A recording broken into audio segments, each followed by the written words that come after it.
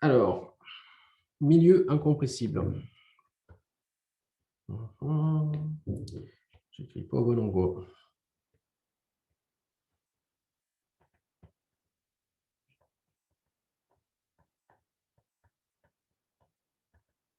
Alors, on vous donne en fait un champ de déplacement.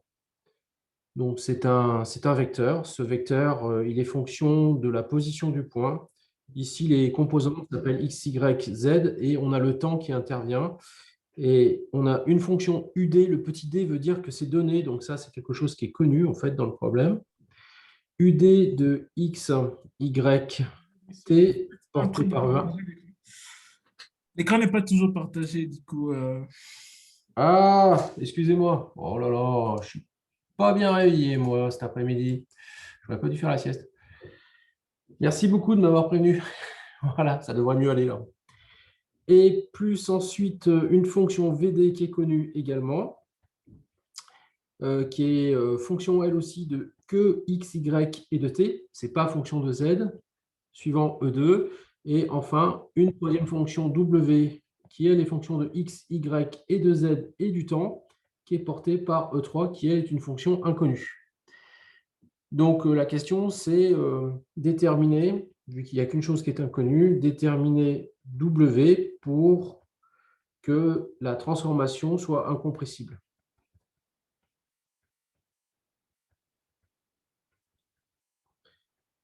Alors, il faut reprendre déjà ce que ça veut dire incompressible. Incompressible, alors vous avez en plus une petite condition limite, j'ai oublié de vous la noter, mais ça c'est ce que vous avez dans l'énoncé. Vous avez aussi WXY 0T qui est égal à 0.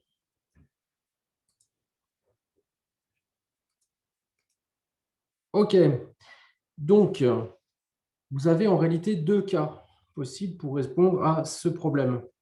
Les deux cas, c'est soit vous êtes en HPP, ou alors pas de HPP. Donc ça, c'est les deux cas possibles. On va commencer par le HPP incompressible. Est-ce que vous vous souvenez ce que ça veut dire être en HPP ou pas? C'est quand on a la norme de U qui est plus petite que 1. Alors, c'est non, c'est pas ça. Ah, le gradient de U, non? Ouais, c'est ça.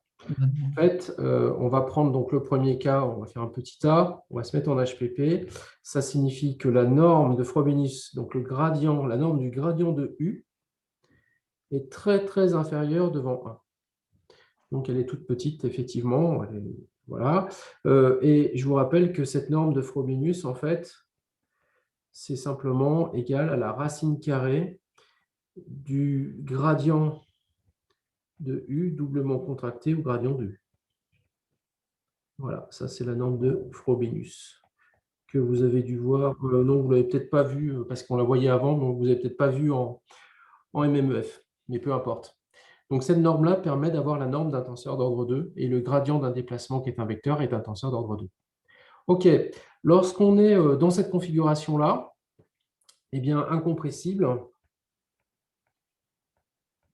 ça signifie, c'est complètement équivalent à pas de variation relative de volume. Alors, vous allez me dire, même quand vous n'êtes pas en HPP, c'est ça, hein, mais là, il y a le mot relatif qui est important parce qu'en HPP, cette incompressibilité, on va la trouver en calculant la trace de epsilon. La trace de epsilon, on avait fini par ça la dernière fois. C'est la même chose que la divergence du champ de déplacement. Et ça, c'est égal justement à d de petit v moins d de grand V sur d de grand V, c'est-à-dire la variation relative de volume. C'est aussi égal au gradient du déplacement, puisqu'on parle beaucoup du gradient ici, doublement contracté à l'identité, puisque ça, c'est la définition de la divergence de U. Voilà, donc avec tous ces éléments-là, eh bien, c'est assez simple de répondre à la question. Si on veut que notre milieu soit incompressible, il faut que la divergence de U soit égale à 0. Et c'est fini. Après, il ne reste plus qu'à calculer la divergence de U. Donc ici, la divergence de ce vecteur, c'est un tenseur d'ordre 0, c'est-à-dire c'est un scalaire. Alors, on reprend la définition, hein, c'est la somme pour un i égale 1 à 3 de d de ui sur d de xi. Donc, si j'écris ça ici, ça me fait d de ud sur... Alors, je ne vais pas écrire x1 parce qu'il s'appelle x, mon premier paramètre, plus d de vd sur d de y. plus dw sur dz. Et tout ça, ça doit être égal à 0. Ce 0-là, c'est si incompressible.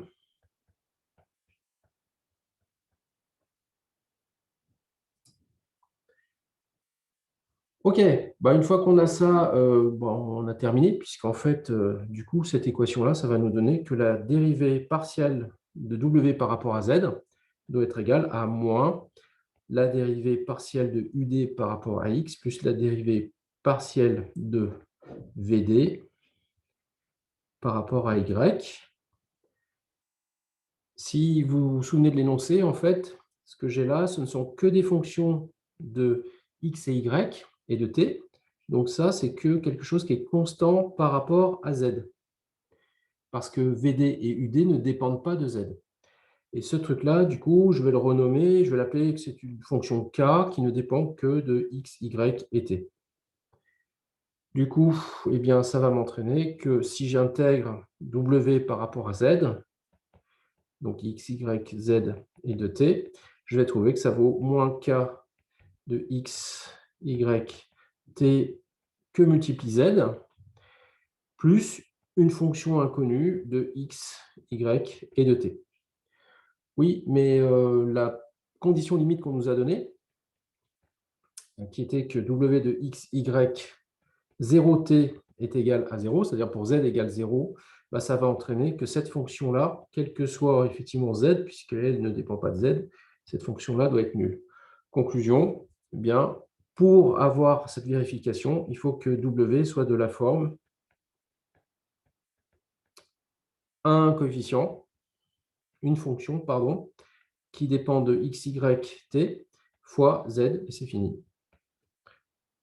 Voilà, donc ça, c'est la condition d'incompressibilité pour la formulation en petite déformation. Vous avez des questions sur cette partie-là? C'est relativement simple, hein, donc ça ne m'étonne pas qu'il n'y ait pas de questions. Moi, j'ai une question en fait. Vas-y, parle fort parce que j'ai une perceuse qui perce dans mon bureau, pas loin. Ok. Pour avoir un comportement incompressible, on est d'accord qu'il faut que ce soit la divergence du champ de vitesse qui soit nulle. C'est la divergence, pas du champ de vitesse, mais de U. Mais pourquoi c'est de U en fait? C'est ça que je ne comprends pas. Ah, parce que la divergence de U, en petite déformation, on peut montrer que c'est égal à la trace de epsilon. Ok, Vous avez la démo dans votre cours, normalement. d'accord, ok. En fait, c'est ce qui est noté ici, là, qui est important. Ça marche. Et bien sûr, ce qui va derrière, là. On ne parle pas du champ de vitesse ici, hein. C'est bien le déplacement. OK. Ensuite, deuxième façon de faire. Alors, en fait, très honnêtement, l'énoncé, il ne précise pas. Donc, en théorie, vous êtes supposé faire les deux, hein. Si vous n'êtes pas en HPP, à ce moment-là, en fait, le milieu est incompressible si on n'a pas de variation de volume. Et la variation de volume en déformation, ce qu'on appelle des déformations finies, c'est-à-dire des grandes déformations, pas forcément petites, hein, eh bien, ce qui va caractériser, c'est le déterminant de f, qui est ni plus ni moins que le rapport du volume final sur le volume initial. Et il va falloir que cette chose-là, c'est égal à 1 si milieu incompressible. Donc, faites attention, il y a un tout petit piège. C'est que quand vous êtes en HPP, c'est la variation relative de volume, alors que quand vous êtes en non-HPP, en déformation finie, eh bien, c'est le ratio des deux volumes qui doit donc être égal à 1. C'est exactement la même définition, mais c'est simplement parce que la divergence de U ne donne pas le ratio, mais donne en fait la variation relative de volume. Voilà, c'est tout. Donc, à partir de là, il suffit de reprendre la définition de F. F, c'est le gradient de la transformation, c'est d de petit x dérivé par d de grand X. Et vous avez petit x, en fait, c'est grand X plus le champ de déplacement U. Donc, si vous injectez ça à l'intérieur de la définition de F, vous allez trouver que F, c'est ce que je vous avais donné la dernière fois, c'est l'identité plus le gradient de U. Voilà. Donc, à partir de là, il suffit de calculer le gradient de U. En composante, on va trouver que c'est d de ud sur dx, d de ud sur dy, 0, puisqu'ils ne dépendent pas de z, Pareil pour d de VD sur DX, d de VD sur d de Y, 0 parce qu'ils ne dépendent pas de Z, VD ne dépend pas de Z. Et la dernière, ça va être d de W sur DX, d de W sur DY et dW sur DZ. Voilà, donc ça, c'est mon gradient de déplacement. Une fois que j'ai ce gradient de déplacement, je peux en déduire directement F. J'ai juste, si vous regardez bien, rajouter que des 1 sur la diagonale. Donc, je suis un peu feignant, donc je vais recopier ça. Hop.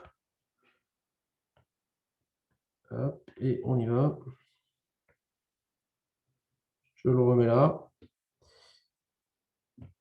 Ça va être F. J'ai un plus 1 ici, plus 1 ici, plus 1 ici, et ça, c'est grand F. Et du coup, j'ai plus qu'à calculer le déterminant de grand F. Alors, tant qu'à faire pour calculer mon déterminant, ce que je vais faire, c'est que je vais utiliser cette colonne-là là, pour pouvoir faire mon calcul de mes sous-déterminants. Et ça va être beaucoup plus rapide parce que comme j'ai 2 fois des zéros, finalement, je n'ai qu'un terme à calculer pour calculer mon déterminant de F. Donc, le déterminant de F va être égal à ce terme. Donc, la dérivée de W par rapport à Z plus 1, facteur de, alors, le sous-déterminant, donc D de UD sur DX plus 1, fois D de VD sur D de Y plus 1, moins D de UD sur DY fois D de VD sur DX. Et tout ça, ça doit être égal à 1. Alors, tout ce terme-là, vous voyez, celui-ci, là, tout ça, ça ne fait intervenir que des fonctions UD et VD. Donc, je vais encore une fois dire que toutes ces fonctions-là, en fait, c'est une fonction qui n'est strictement dépendante que de x, y et t. Et je vais l'appeler k de x, y, t. Eh bien, c'est immédiat. Ça veut dire que ma dérivée partielle de w par rapport à z, c'est 1 sur ce fameux k de x, y et t, moins 1. Comme tout à l'heure, on peut intégrer par rapport à z.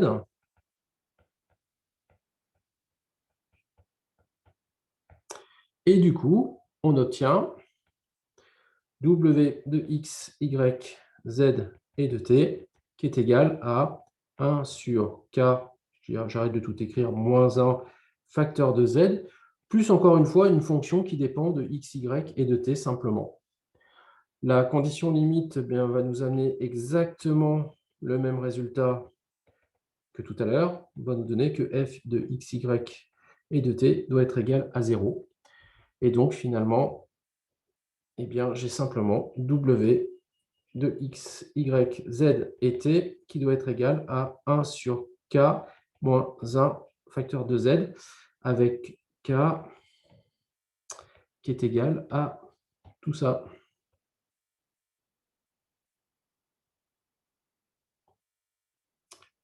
Hop là. Ouais, ça ne tient pas. Donc k est égal à ça. Et voilà, c'est terminé. Bon, pas très compliqué cet exercice, mais par contre, il permet de revenir sur des notions toutes simples. Déjà, qu'est-ce que c'est la différence entre des grandes transformations, des petites transformations, donc HPP ou non HPP, et puis de montrer que les variations relatives ou de volume ou les variations de volume ne s'expriment pas de la même façon quand vous êtes en HPP ou pas. Est-ce que vous avez des questions sur cet exercice? Parce qu'il est terminé. Moi, je n'ai pas trop compris pourquoi on fait les deux cas, HPP et non HPP. Moi, j'aurais fait juste HPP. Alors, on fait les deux cas parce que l'énoncé est mal écrit. C'est-à-dire que si dans l'énoncé, c'était spécifié dans le cas HPP, donner la réponse, à ce moment-là, on aurait fait que HPP. Ouais. Comme là, il n'y avait rien de précisé, on est obligé de faire les deux. Mais si on est en train de faire un exercice de incompressibilité, Oui, pourquoi on considère non HPP? mais pourquoi est-ce que quelque chose d'incompressible, ça ne devrait pas pouvoir avoir de grandes déformations? Je ne comprends pas. Tu vois ce que je veux dire? Oui, oui. Au contraire, en général, tu prends un élastomère, par exemple, tu peux le considérer en première approche comme incompressible, mais il a des très grandes déformations, hein. Ah oui, ok. Donc, effectivement, les variations de volume vont être très, très faibles et il va souvent garder son volume initial. Surtout si tu prends, par exemple, une silicone, c'est typiquement le cas. Donc, ce n'est pas parce que le milieu est incompressible. Incompressible, ça veut dire qu'il ne change pas de volume, hein. Ça ne veut pas dire que tu ne peux pas le compresser, hein. Ce n'est pas ça que ça veut dire, hein. C'est que ça ne change pas de volume. Peut-être que c'est Ok, ça ok. Ouais, ouais, je vois. le petit problème de sémantique, en fait. Mm.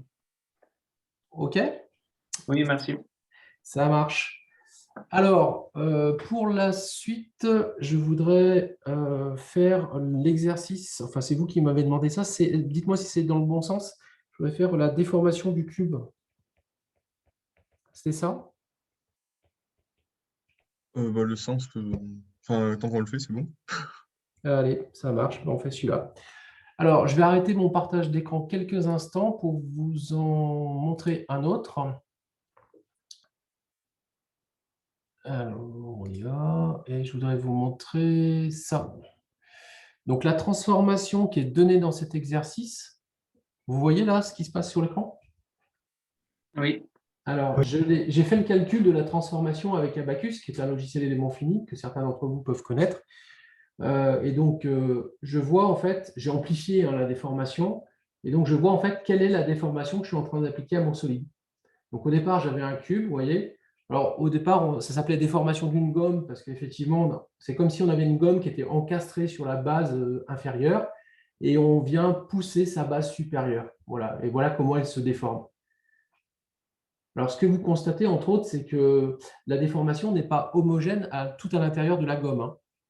Donc, ce qui veut dire que le tenseur de déformation qu'on va calculer va dépendre de la position du point, c'est-à-dire de là où on se trouve. Là, entre autres, ce que je fais afficher, c'est l'isovaleur, c'est epsilon 1,3, donc c'est du cisaillement. Et donc, vous voyez bien qu'effectivement, vous n'avez pas un cisaillement qui est homogène sur toute la hauteur de la gomme. Voilà, ça c'était juste pour vous montrer que ce qu'on vous fait faire est quand même lié à des problèmes physiques. Et donc là, effectivement, c'est ce problème d'une gomme qui se déforme. Alors, on vous donne quoi comme pour démarrer cet exercice? On vous donne un champ de déplacement qui est donné dans un repère donc galiléen, k-1 facteur de x1. On vous donne 0 et bêta x1 carré. Et là, on est dans une base EI. Donc E1, E2, E3, qui, si je me souviens bien, alors ça ressemble à ça. On a E3 qui est comme ça, on a E1 qui est comme ça, E2 qui est comme ça. Et notre petit cube, il est là, quoi. Ensuite, on va travailler sur deux petits segments, un qui est parallèle à E3, l'autre qui est parallèle à E2, et tout ça donc au milieu de la face sur un point qu'on va appeler M. Alors, on vous donne d'autres hypothèses. On vous dit que 1 sur bêta, il est grand devant les dimensions L1, L2, L3, qui sont les dimensions du cube. En fait, ici, c'est un cube, donc c'est tout égal à L. En fait, on va appeler ça comme ça. Et on vous dit aussi que K, le paramètre K, moins 1, doit être très petit, en fait, devant 1. OK. À partir de là, alors on ne va pas faire complètement le calcul parce qu'on a changé cette année l'énoncé. Et je n'avais pas refait le TD, mais en le refaisant, je me suis aperçu que c'était un petit peu calculatoire et pas du tout intéressant. Donc, je vais quand même vous donner les résultats, bien sûr, hein, mais on ne va pas tout refaire, je vous le dis tout de suite.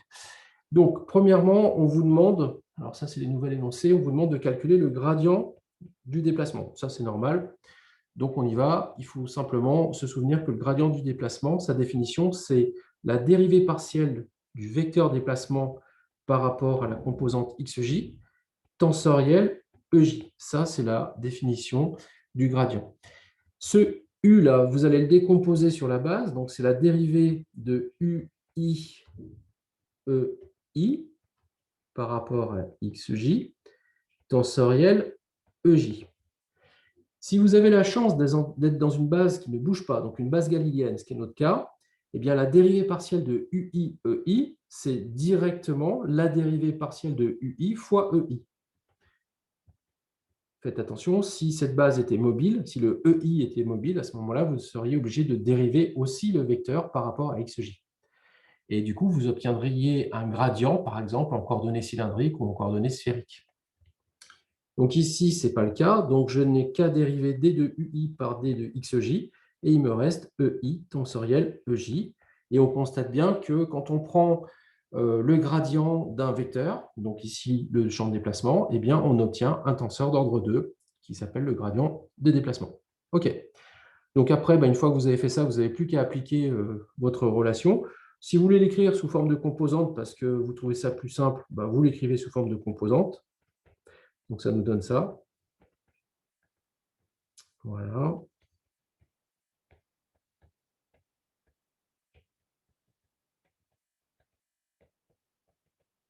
Et la dernière composante, D2U3, D2U3, D2U3, par rapport à X1, par rapport à X2, par rapport à X3. Donc ça, c'est les composantes dans le repère EI tensoriel EJ de mon gradient de déplacement.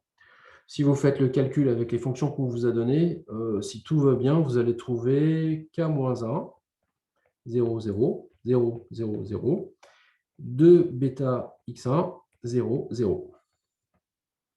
Toujours dans EI tensoriel EJ. I et J variant de 1 à 3, mais j'arrête de le mettre parce que c'est un petit peu long. Vous avez une écriture dans ce cas-là qui est beaucoup plus compacte, qui est celle-ci. Vous pouvez écrire que ça fait K-1, facteur de E1 tensoriel E1, et il vous reste que le 2 bêta X1, facteur de E3 tensoriel E1. Donc là, pour le coup, c'est une des fois où c'est quand même plus intéressant de l'écrire sous forme directement linéaire plutôt que sous forme matricielle. À partir de là, on vous demande de calculer C et E. Bon, très honnêtement, alors on va le faire au moins pour C, parce que voilà, je ne veux pas non plus dénaturer l'exercice, mais je pense qu'on va changer l'énoncé. On reprend la définition de C. La définition de C, c'est l'identité en fonction du gradient du déplacement, c'est l'identité plus la transposée du gradient de U, plus le gradient de U, plus la transposée du gradient de U une fois contracté au gradient de U. Voilà, ça c'est la définition de C. Alors, si vous faites tous les calculs, bon, j'espère que je ne me suis pas trompé, moi j'ai trouvé que C, en composante, c'est égal à l'identité. Voilà, ça c'est mon morceau qui dit l'identité. Plus la transposée du gradient de U, je reprends mon gradient, mais je transpose. Donc K-1, 0, 2 bêta X1. Et puis là, j'ai que des zéros. Plus mon gradient de U. Donc là, j'ai K-1, 0, 0, 0, 0, 0, 2 bêta X1, 0, 0. Plus la multiplication de gradient de U par la transposée du gradient de U. Et là, moi, j'ai trouvé K-1 au carré plus 4 bêta au carré X1 au carré 0, 0, 0, 0, 0, 0, 0, 0. Alors, je ne l'ai pas mis, mais tout ça, c'est dans le repère EI tensoriel EJ. Et voilà, vous avez la réponse à la question. Et là, voilà, moi j'ai mis sur ma copie calcul qui ne sert à rien. C'est long, c'est pénible et ça sert strictement à rien. Alors le suivant est encore pire parce qu'on vous demande en fait de calculer E. Et E, vous prenez la définition, c'est 1/2 de C moins l'identité. Donc, je ne vais pas le faire, mais vous retranchez l'identité, vous divisez par 2 et vous obtenez directement ce que vaut E en fonction de tous ces paramètres. OK, en fait, ce qui est beaucoup plus intéressant, c'est la troisième question. Vous avez des questions là, sur cette partie-là ou ça va très bien? Ça va. Dites, n'hésitez pas. Parce que là, je vais un peu vite parce que les exercices sont un peu basiques, donc n'hésitez pas à m'interrompre si ça va trop vite. Est-ce que ce serait différent des procédés en multipliant juste à transposer des f par elles-mêmes, à la place de décomposer les calculs comme ça? Oui, j'aurais très bien pu passer par le gradient de la transformation, mais comme là, j'avais le gradient du déplacement, bah, j'ai pris la définition en fonction du gradient du déplacement. Ouais. Oui, mais bien sûr, on pouvait passer par f. Mais si on passe par f, bah, à ce moment-là, Ouais, parce que là, on démultiplie les calculs, on en fait 4 à la place d'un seul produit. ça change strictement rien, hein. Ça va donner le même résultat à la fin. Parce qu'il ne faut pas oublier que ta donnée de base, c'est le déplacement. Donc, du coup, à la fin, tu auras bien la même chose. Tu auras tout partout. Mais je comprends ce que tu veux dire, hein. Tu peux aussi partir directement de ça, hein. Voilà. Et là, bah, c'est très simple, en fait, puisque, effectivement, le f, là, c'est l'identité plus le gradient de u. Mais tu vois, tu as quand même le gradient de u qui intervient. Donc, bah, ça ne changera pas grand-chose parce qu'après, il va falloir que tu en prennes aussi la transposée, que tu le multiplies. En fait, tu vas obtenir exactement le même nombre de calculs, hein. Ouais, hein, Le finalement. seul truc que tu vas t'économiser, c'est que si tu calcules E, bah, tu vas tout de suite enlever l'identité, donc tu vas tout de suite enlever la première matrice que j'ai mise dans C. Là. Voilà, c'est tout. Mais ça ne change pas grand-chose. Donc, ça fait exactement pareil. OK. D'autres questions? Alors, à partir de là, en réalité, il n'y a pas tellement à déterminer. Là, c'est marqué. Ah oui, il faut. Non, pardon, excusez-moi, il faut quand même. J'ai oublié un truc. Ça, c'était la question 1, tout ça. C'est ça, hein? Je me suis trompé. Hop, hop, hop, tout ça, c'était la question 1. Et la question 2, il fallait calculer epsilon. Calcul de epsilon. Alors, si on calcule epsilon, bah là, en fait, c'est pareil. On prend directement la définition de epsilon en fonction du gradient de déplacement. Epsilon, c'est 1 demi du gradient de U plus la transposée du gradient de U. Donc ça, on l'a déjà calculé juste avant, le gradient de U. Donc si sous forme de composante, ça fait 1 demi de 2 fois k moins 1, 0, 2 bêta x1, 0, 0, 0, 2 bêta x1, et ici 0, 0, 0. En général, on simplifie par le 1,5 et on ne trouve plus que k-1, 0, bêta x1, que des 0 ici et que des 0 ici. Voilà, ça c'est epsilon. Monsieur, Alors, oui, là, si on prenait que les termes d'ordre 1 dans le tenseur E, ça marcherait aussi, ou pas? oui, bien sûr, bien sûr. Ça marche forcément. Ça marche forcément puisque, je vous rappelle, E, exprimé en fonction du gradient du déplacement, c'est 1 demi de gradient de U plus transposé du gradient de U, plus un autre terme, 1 demi, de la transposée du gradient de U, une fois contracté avec gradient de U. Et ça, c'est des termes d'ordre 2. Effectivement. Et donc, si on dit qu'on néglige les termes d'ordre 2, ben, E et epsilon sont confondus. Ah oui, d'accord, merci. Voilà, donc ça, en fait, ça, c'est epsilon, et on demandait de le comparer à U. Ça sert strictement à rien de le développer, puisque vous avez la définition intrinsèque de E en fonction du gradient de U, et vous avez la définition intrinsèque de epsilon en fonction du gradient de U également.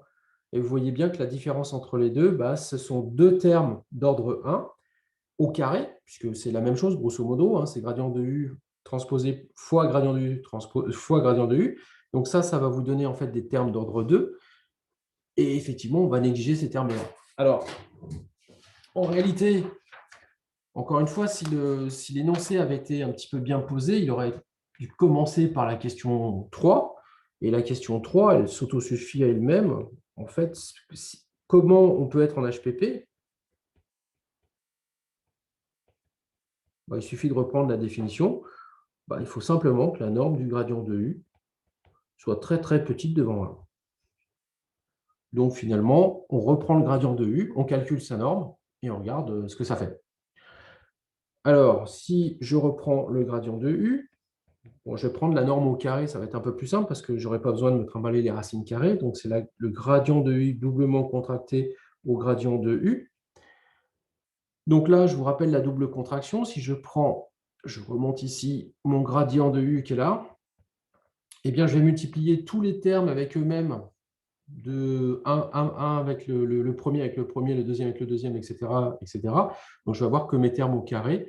Donc, je vais avoir au final, je vais avoir un scalaire qui va être k-1 au carré plus 4 fois, c'est mon 2 au carré, bêta au carré, x1 au carré. Et si je veux être en HPP, donc ça c'est HPP ici, hein, eh bien tout ça, ça doit être très très inférieur à 1. Donc ça veut dire quoi? Ça veut dire que ma somme ici, comme j'ai que des carrés en fait, eh bien on doit avoir donc que des choses positives, on doit avoir finalement k-1 au carré qui doit être très très petit devant 1, et également 4 bêta carré x1 carré qui doit être très très petit devant 1. Je dois avoir les deux. Bon, bah, le premier, il est évident. Donc ça veut dire que k-1 doit être très très petit devant 1. Et puis l'autre, eh bien, je vais essayer de le rendre le plus grand possible. Donc pour le rendre le plus grand possible, il suffit que je prenne x1 égale L, c'est-à-dire la plus grande dimension de mon cube. Bon, vu qu'elles ont toutes les mêmes dimensions, c'est x1 égale L. Donc ça, c'est ce que j'ai au max. Alors en réalité, mon repère, non, c'est ça, j'ai bien x1 égale L, puisque mon repère est dans un coin, il n'est pas au milieu du cube. Donc j'ai x1 égale L au max. Donc si j'arrive à montrer qu'effectivement j'ai k bêta carré L carré très très inférieur à 1, c'est gagné. Ok, donc ça veut dire quoi? Bah, ça veut dire que bêta carré, si j'ai ça, bêta carré très très inférieur à 1 sur 4L carré, et donc ça m'entraîne que bêta est très très inférieur à 1 sur 2L. Tout ça, c'est des quantités positives ici. Ou, dit autrement, je peux avoir 1 sur bêta très très supérieur, très très supérieur à 2L.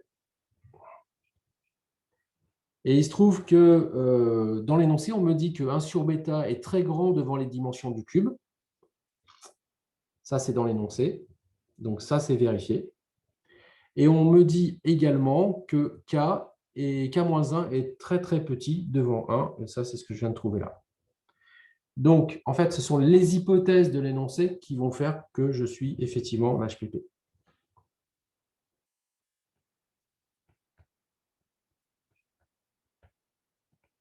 Donc, les hypothèses de l'énoncé entraînent le fait d'être en petite perturbation.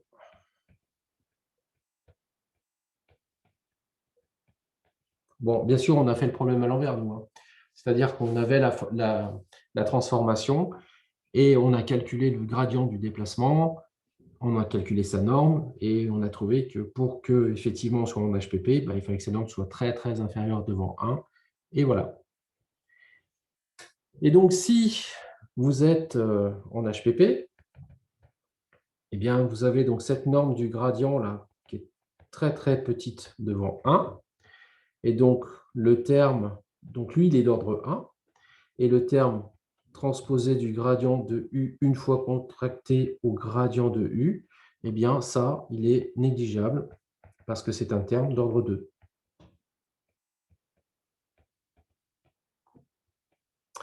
Alors, ce qui est intéressant, par contre, dans le problème, je ne l'ai pas fait, mais vous pouvez le faire, c'est l'application numérique avec les valeurs qu'on vous donne. On vous donne des valeurs, faites attention, elles sont en mètres alors que les dimensions du cube sont en centimètres. On vous donne une valeur de bêta et de k, et vous pouvez vérifier numériquement que ce qu'on écrit là, c'est vrai. Parce qu'effectivement, on a bien donc 1 sur bêta qui est très supérieur aux dimensions du cube, même très supérieur à 2 fois la dimension. Et puis, on a également k-1 qui est très inférieur devant 1. Voilà, donc ça, on a répondu du coup à la troisième question. Est-ce que vous avez des interrogations là-dessus? Sur cette partie-là? Ça va. OK. Le quatrième point se fait très très rapidement. Il suffit de connaître la définition de ce que c'est qu'un allongement relatif. Donc, un allongement relatif en un point M dans une direction donnée, Donc ici, on va prendre les deux directions qui nous sont fournies dans l'énoncé, c'est-à-dire E1 et E3. Alors, je vous rappelle, attendez, je vous remonte quand même tout en haut. J'avais fait un petit dessin. Les deux... Non, je suis remonté un peu trop haut là. Voilà, c'était ici. Donc, les deux directions qui nous intéressent, je vais les mettre en rouge. C'est celle-ci et celle-ci. Donc, elles sont dirigées suivant E1 et E3. Et donc, on va regarder comment se déforme eh bien, un petit trait localement, effectivement, ici. Alors, on y va. On va regarder donc delta, l'allongement relatif au point M suivant E1, et on prend la définition qui vous est donnée, qui est E1, une fois contracté à epsilon, une fois contracté à E1. Et ça, c'est égal à epsilon 1,1. Bah, epsilon 1,1, en fait, vous le connaissez, puisque vous avez calculé epsilon. Il est ici. Ça, c'est epsilon 1,1. Donc, ça vaut K-1. Donc, l'allongement relatif d'un petit segment, on va dire qui serait unitaire, de longueur unitaire, suivant E1, eh bien, ça, son allongement, c'est epsilon 1,1. Son allongement relatif, c'est epsilon 1,1. Alors, ce epsilon 1,1, si vous faites le calcul donc, en 1D, si votre petit trait du départ, il n'est pas unitaire, mais il vaut L0, ça c'est avant, ça c'est votre petit trait qui est suivant E1. Il n'était pas comme ça, E1 d'ailleurs, il était dans l'autre sens. Hein. Ouais, il était comme ça. Attendez, je vais le redessiner comme il faut. Hop.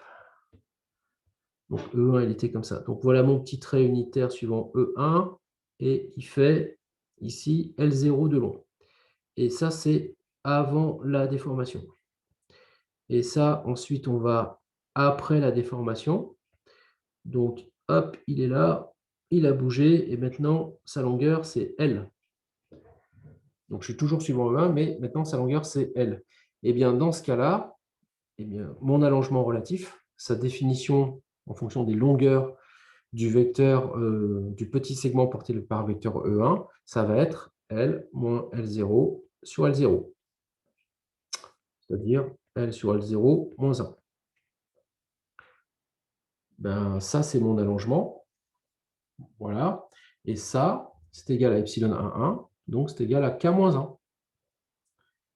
Du coup, ça m'entraîne que mon L, c'est ce qui était demandé dans l'énoncé, c'est-à-dire mon L après transformation, ça va être K fois L0. Donc, la longueur de mon petit segment L0, bah, ça va être K fois L0. L'autre allongement qui m'intéresse, c'est celui toujours au point M, mais suivant E3. On reprend la définition, c'est E3, une fois contracté à epsilon, une fois contracté à E3. Et ça, en fait, c'est epsilon 3,3.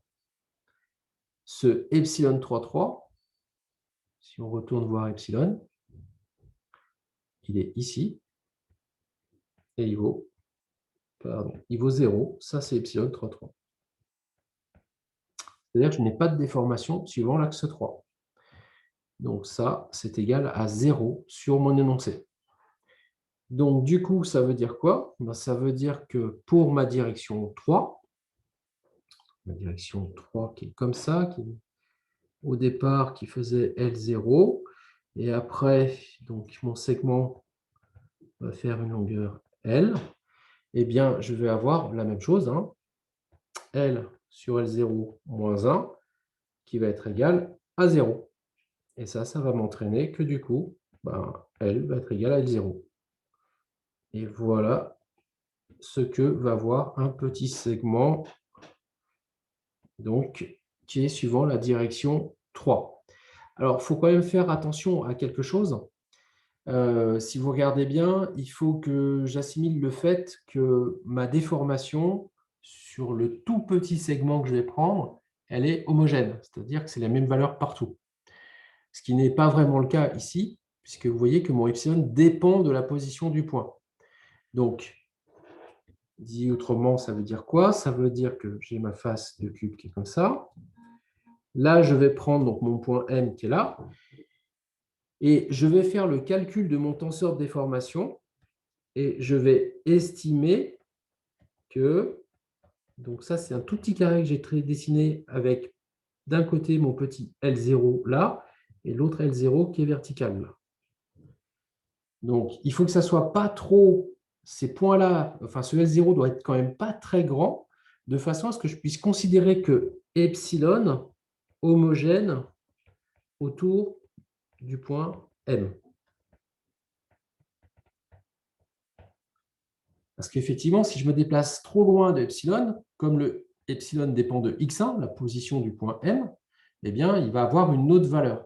Donc, en fait, je vais m'arranger pour ne pas trop être éloigné du point M, de façon à pouvoir considérer quasiment que epsilon est constant. Donc, si j'ai par exemple, je dis n'importe quoi, si j'ai x1 égale, donc là, je suis sur le cube, alors attendez voir. Si je suis sur cette arête-là, donc x1 vaut dans ce cas-là, par exemple, L sur 2. Et j'ai x2 qui va valoir 0.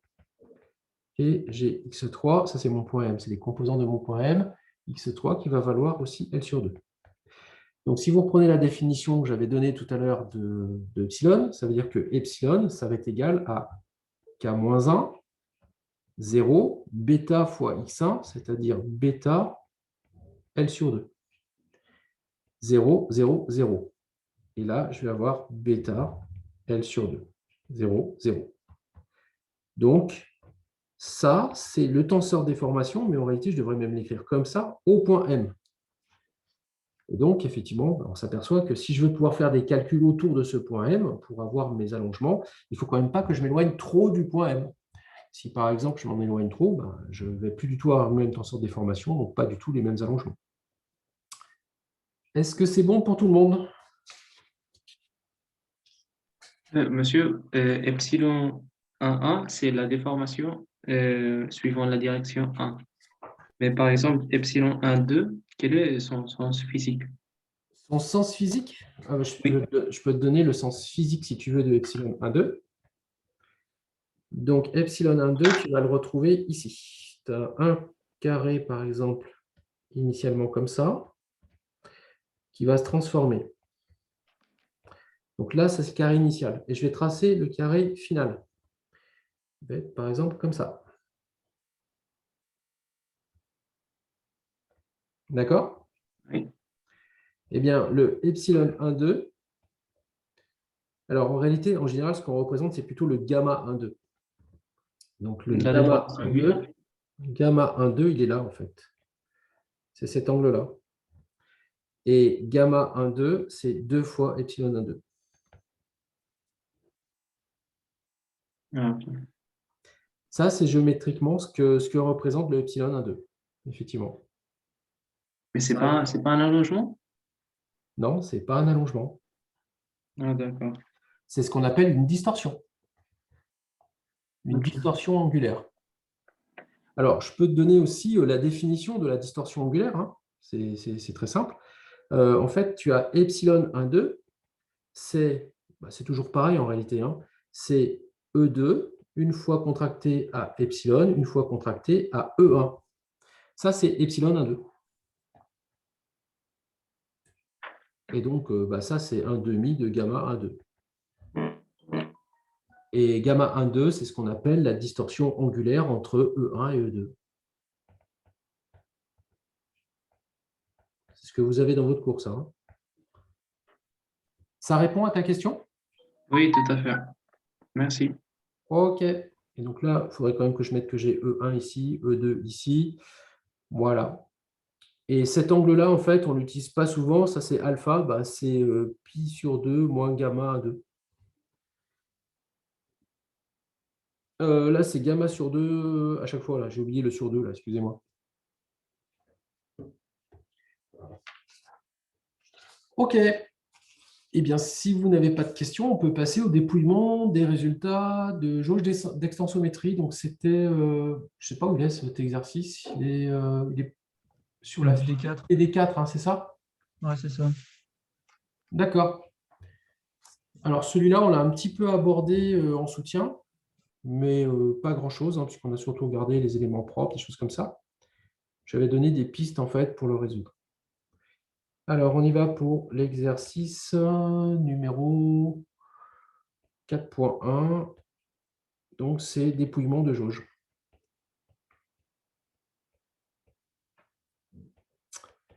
Alors, quand vous allez être dans l'industrie, ces jauges s'appellent des jauges de contrainte.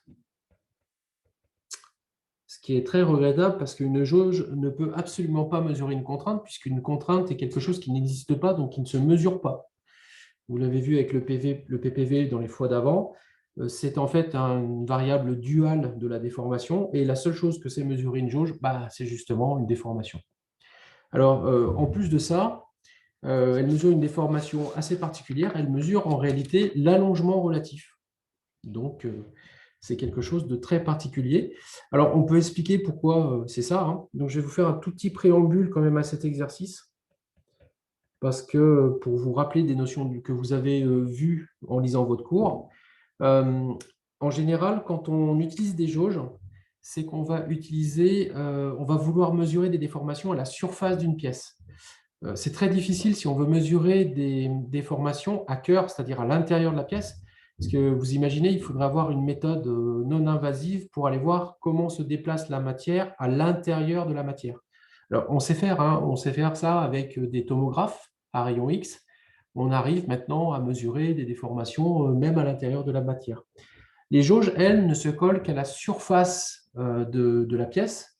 Vous avez un dessin de jauge de déformation et de rosette. Là, ce sont ni plus ni moins que soit une jauge toute seule, soit des jauges qui sont rassemblées sur une petite pellicule.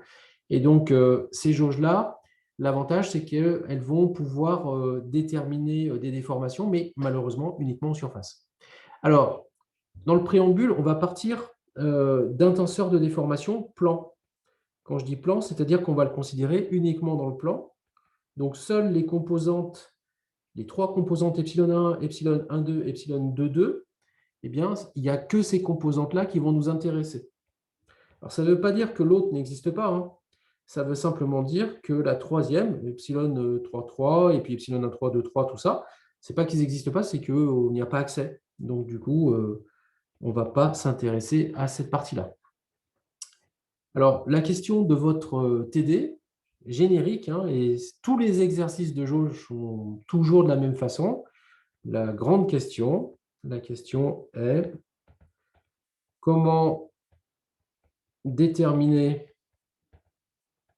les trois paramètres epsilon 1, epsilon 1,2, epsilon 2,2 en fonction des allongements relatifs.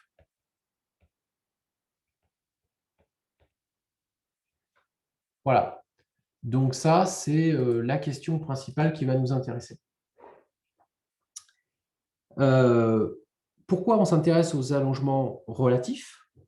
Eh bien, parce qu'une jauge collée dans une direction H, c'est la chose que je vais appeler JH, eh bien, elle a une particularité, c'est qu'elle va mesurer directement delta, alors je la colle en un point M là, elle va directement mesurer delta MH, c'est-à-dire l'allongement relatif. Comment elle le mesure? Eh bien, il se trouve que cet allongement relatif, il est proportionnel avec un facteur qu'on appelle le facteur de jauge, que j'appelle ici K. Il est proportionnel à la variation relative de résistance du fil qui compose la jauge, qui est un fil en cuivre, divisé par la valeur nominale de la résistance de la jauge. En général, souvent, les jauges font 120 ohms ou 250 ohms. Et ça, ce delta R, il va être nul si, bien sûr, votre jauge ne bouge pas. Et si, par contre, vous faites bouger votre pièce, que vous la déformez, eh bien, ça, c'est la variation relative. Et cette variation de résistance relative, eh bien, va vous donner directement delta MH, au facteur Kc près. Ce vecteur de jauge, là, K, pardon, il est donné par le fabricant de jauge.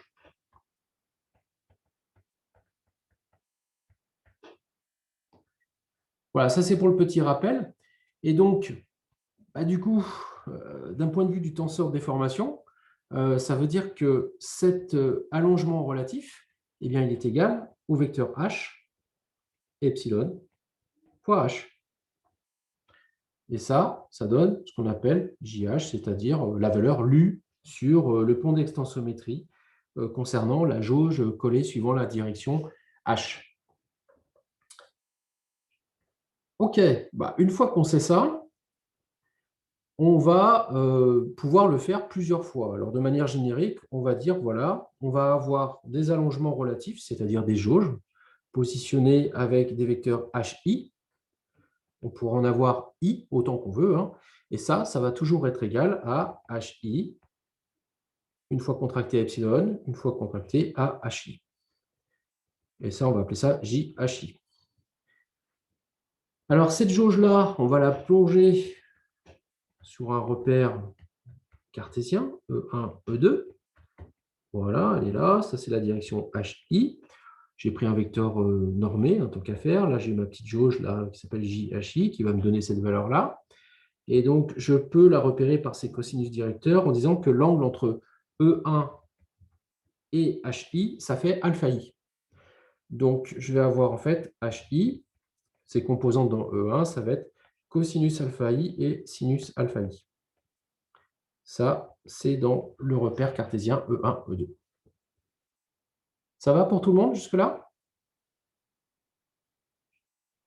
Oui, c'est bon. OK. Oui. Donc, du coup, il n'y a plus qu'à faire des calculs maintenant. On y va. On va faire epsilon. On va commencer par calculer JHI.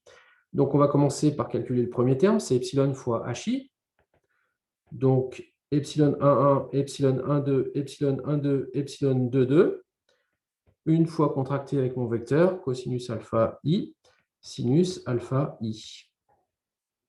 Vous développez tout ça, et ça va vous donner un vecteur qui vaut epsilon 1,1 cosinus alpha I, plus epsilon 1,2 sinus alpha I, epsilon 1,2 cosinus alpha I, plus epsilon 2,2 sinus alpha I.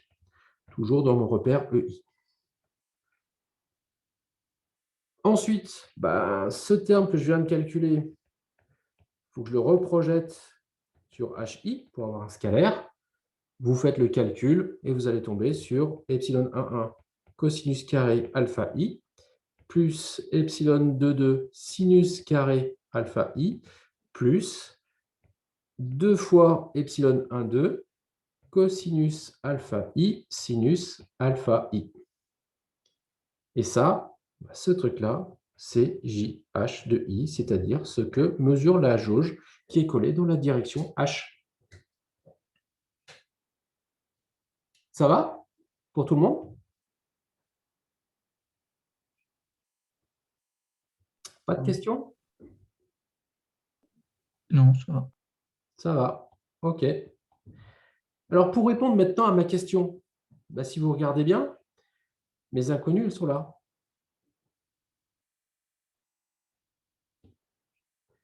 Tout ce qui est connu, je vais le noter en rouge. Ça, c'est connu, puisque c'est l'angle avec lequel j'ai collé ma jauge. Donc, je peux très bien le connaître sans aucun problème. Donc, ça, c'est connu. Et ça, c'est connu, puisque ça, c'est donné par ma jauge, par la mesure de la variation de résistance divisée par la résistance nominale. Donc, ça, c'est connu aussi. Conclusion, si je veux déterminer, comme c'était proposé au tout début, epsilon 1,1, epsilon 1,2, epsilon 2,2, il me faut simplement 3 équations comme ça, là. Donc, pour avoir 3 équations comme celle-là, très simple. Je colle 3 jauges. Ça, c'est E1, ça, c'est E2. Eh bien, j'ai juste à coller H1, H2 et H3. Là, ça va faire un angle alpha 1, alpha 2 et ici alpha 3. Donc, je vais avoir 3 angles, je vais avoir 3 mesures de jauge. Donc, je vais avoir JH1, JH2 et JH3. Tout ça, ça va être connu. Eh bien, si j'inverse le système des trois équations avec mes trois inconnus, je résous donc et je trouve epsilon 1,1, epsilon 2,2, epsilon 1,2. Tous les problèmes que vous aurez à résoudre, dont celui qui vous est proposé là, vont utiliser cette méthode-là. Donc, tant qu'à faire, plutôt que de refaire sans arrêt des calculs, bon, franchement, vous le faites une fois pour toutes. Vous écrivez 3 fois ce système-là, en fonction des différents alphas. Alors, en général, on vous donne des valeurs sympathiques pour alpha, de façon à ce que les calculs soient très faciles à faire rapidement. Et vous en déduisez directement les valeurs qui vous intéressent. OK. Donc, si on applique ça à l'exercice, ben, du coup, on va pouvoir répondre à la première question. Si je viens positionner mon vecteur h suivant E1, donc le h, on va le positionner suivant E1. Qu'est-ce qui va se passer à ce moment-là? Eh bien, je vais avoir, que va valoir en fait mon alpha?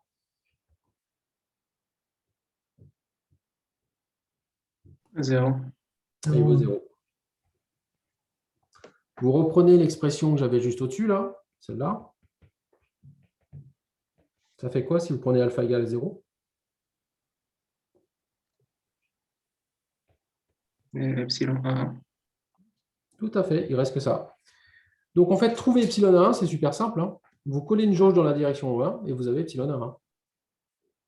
Tout bête. Donc là, la réponse à la question, c'est... alors, je ne sais plus comment il les avait appelés, J1 peut-être oui, il les avait appelés J1. Donc, si on veut être conforme à l'énoncé, bah, vous avez simplement à dire, voilà, epsilon 1 égale J1. En fait, c'est pour ça que c'est intéressant de faire le préambule, parce qu'après, les calculs vont très, très vite. C'est bon pour tout le monde? Bon, toujours la même équation, hein. Mais cette fois-ci, je vais prendre H qui est égal à E2. Donc, ça veut dire que alpha 2, c'est pi sur 2. Ça me donne quoi? Que vaut JH2 du coup? Epsilon de 2. Et c'est fini. Donc ça, c'est J2. On reprend toujours la même équation. Et cette fois-ci, on va faire H égale... Alors, ils vous disent quoi? Alors là, il vaut racine de 2 sur 2, racine de 2 sur 2, parce que l'angle est à 45. OK. Donc là, ça veut dire que mon JH va être égal à...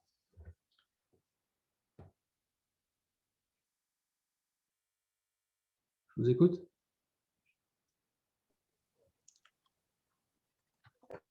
Alors, il l'appelle JCE. Hein. Voilà.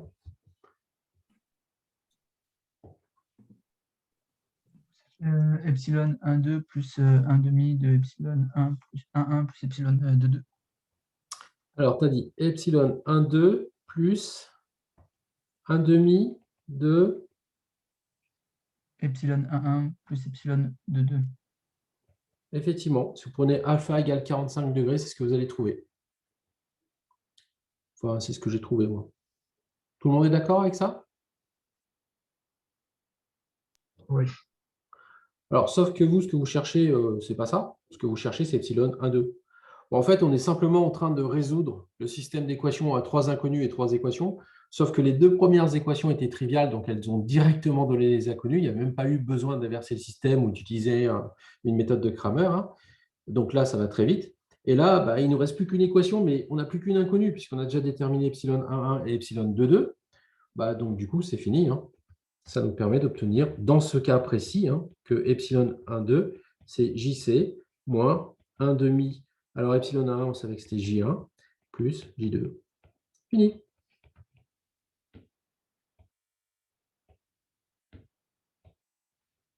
Et ça répond à la question, enfin, toutes ces réponses-là.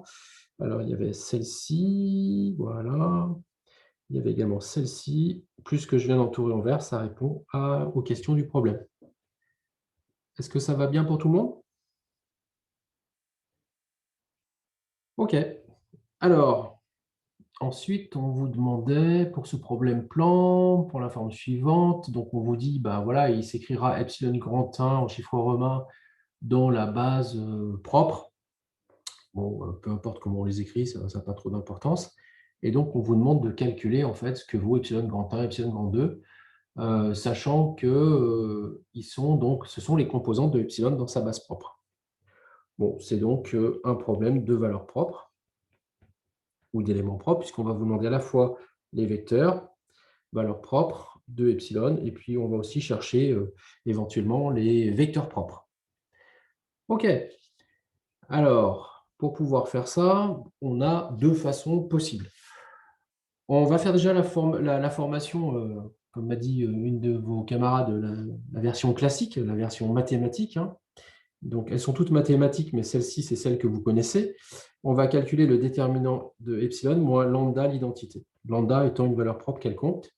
Et donc, ça, en fait, c'est tout simplement epsilon 1,1 moins lambda, epsilon 1,2, epsilon 1,2 et epsilon 2,2 moins lambda. Ça vous donne, comme on est en 2D, ça va très très vite, hein, ça vous donne epsilon 1,1 moins lambda fois epsilon 2,2 moins lambda, moins epsilon 1,2 au carré.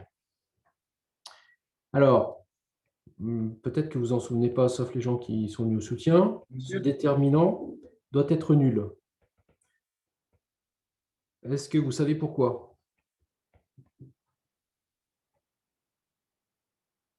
Pourquoi ce déterminant doit être nul?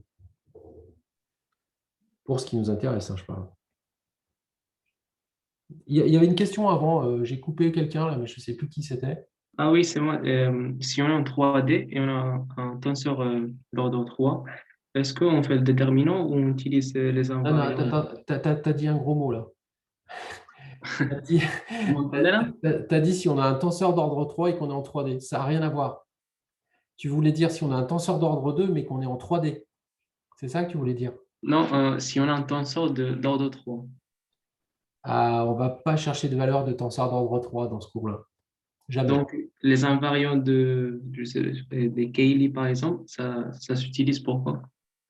Ça s'utilise uniquement pour les tenseurs d'ordre 2 en dimension 2 ou en dimension 3. Les invariants de Cayley-Hamilton, c'est pour ça qu'ils sont utilisés. Et c'est mieux de les utiliser ou on fait le déterminant normalement? C'est comme tu veux. Toutes les méthodes sont bonnes. Je vais te montrer même encore plus, hein, c'est-à-dire qu'en réalité, quand tu es en 2D, étant donné que l'équation que tu trouves, qui s'appelle l'équation caractéristique du tenseur, là, eh bien, cette équation caractéristique en 2D, c'est simplement un polynôme de degré 2. Et donc, tu connais comment résoudre un polynôme de degré 2. Et donc, ça va être très, très simple de trouver les valeurs propres directement en résolvant ce polynôme. Par contre, quand tu es avec un tenseur d'ordre 2, mais en dimension 3, cette fois-ci, l'équation caractéristique va être en lambda cube. Et là, c'est un peu plus compliqué de trouver les racines du polynôme. Mais vous avez quand même des explications de comment on fait. Je crois que j'ai mis ça sur Moodle. Il y a un truc qui s'appelle comment déterminer les valeurs propres pour un tenseur en dimension 2 ou en dimension 3. Après, c'est assez simple, quoi. Une fois qu'on a la technique, c'est assez simple. Okay. Bon, mais ça ne répond pas à ma question. Pourquoi ce déterminant doit être nul? C'est une question de la matrice doit être pas inversible. Tout à fait. On doit pouvoir, c'est fait en fait pour obtenir plusieurs solutions à ce qu'on appelle le problème spectral. Et le problème spectral, c'est quoi?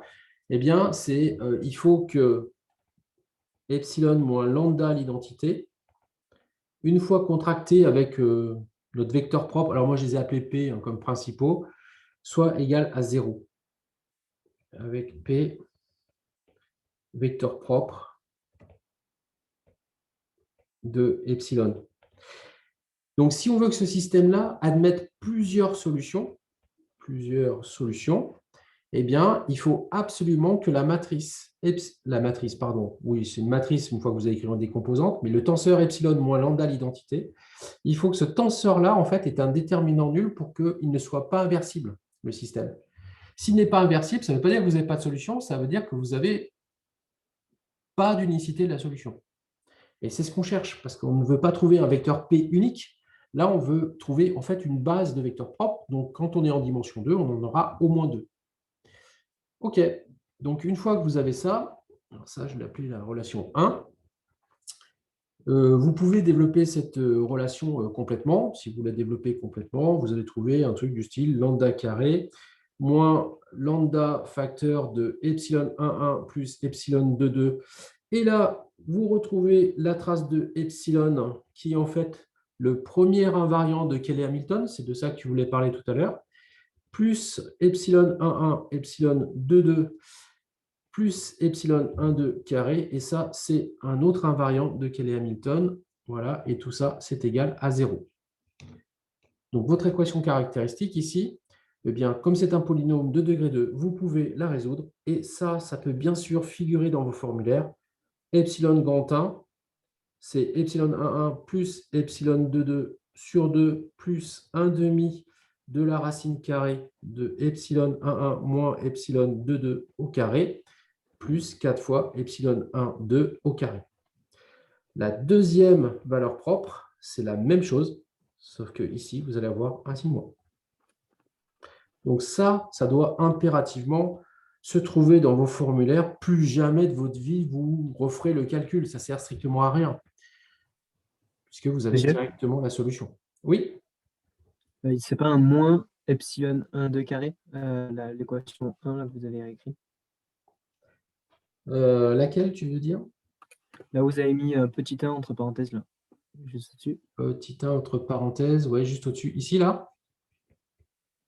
Enfin, là où vous l'avez réécrite en bas, vous avez laissé un plus epsilon 1, 2. Ouais, je me suis peut-être trompé. Hein. Plus epsilon 1, 2. Ouais, c'est faux, ça. Oui, tu as raison. Là, il y a un moins. Merci. Voilà. OK. Donc, du coup, c'est fini. Si vous voulez répondre au problème, vous, à la place de epsilon 1,1, vous remplacez epsilon 1,1 par J1. Vous remplacez epsilon 2,2 par J2. Et vous remplacez epsilon 1,2 par JC moins J1 plus J2 sur 2. Et c'est fini. Vous avez répondu au problème. Est-ce que c'est bon pour tout le monde? Bon, là, il n'y a rien d'exceptionnel. Hein. Encore une fois, si vous savez calculer des valeurs propres et ensuite des vecteurs propres, ça ne pose pas de souci. Là, on n'a pas encore calculé les vecteurs propres, par contre. Si on voulait calculer les vecteurs propres maintenant, eh bien, pour chaque valeur propre epsilon grand 1, epsilon grand 2, il faudrait résoudre cette équation-là. Voilà. On remplacerait à chaque fois lambda par epsilon grand 1 et ensuite lambda par epsilon grand 2. Et ça nous permettrait d'avoir deux vecteurs propres pour pouvoir donc directement trouver les vecteurs propres de ce tenseur. Ça va pour tout le monde?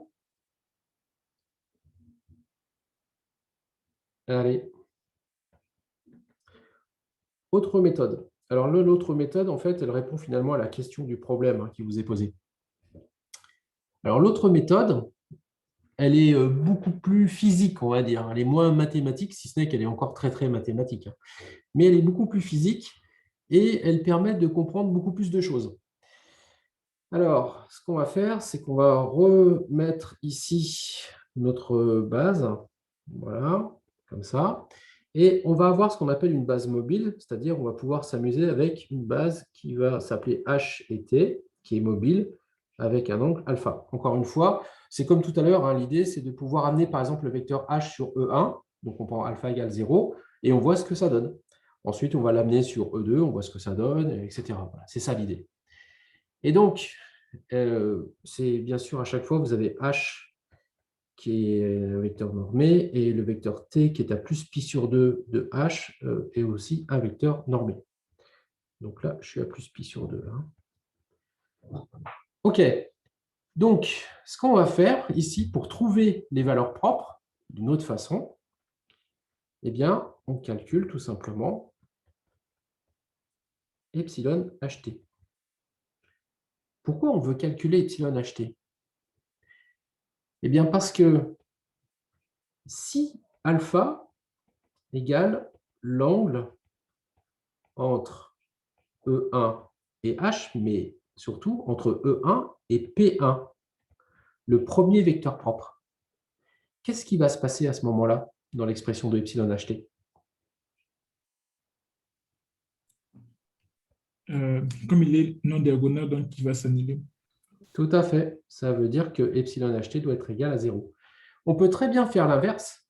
On peut dire, si j'égale epsilon ht à 0, ça va me permettre de trouver l'angle entre E1 et P1. Et donc, si on fait ça, bah, c'est gagné. Parce que ça veut dire qu'on a trouvé le cosinus directeur. Il suffit de prendre le cosinus de alpha, sinus de alpha, et on a trouvé les cosinus directeurs de P1, c'est-à-dire le premier vecteur propre. Donc, effectivement, si vous cherchez l'expression du tenseur epsilon dans la base ht, si h et t sont confondus avec les deux axes principaux, vous allez obtenir un tenseur qui va être comme ça.